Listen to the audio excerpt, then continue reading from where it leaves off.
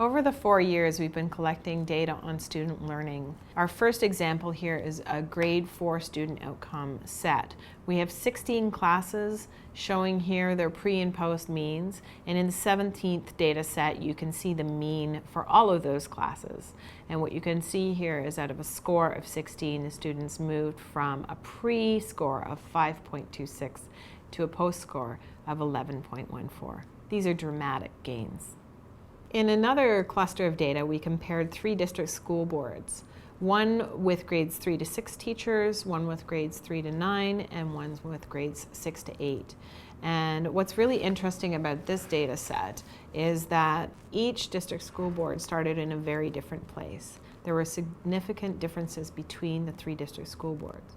By the end of the research and the intervention with teachers and students, all 3 school boards had made gains that were significantly close together.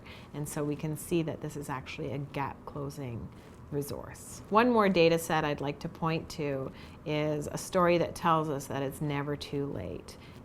Each line here on the graph represents one grade from grades 3 through 9.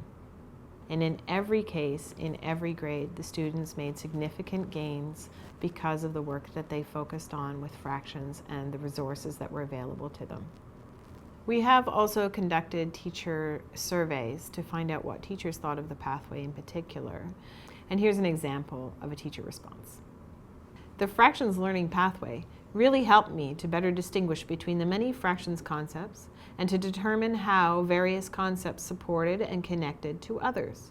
Using the pathway as a tool, I was better equipped to plan next steps or to back up a bit for my students.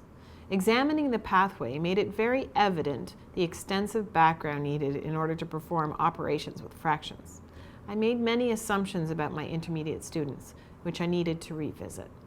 So we are now confident in saying that the fractions learning pathway is working. It functions well.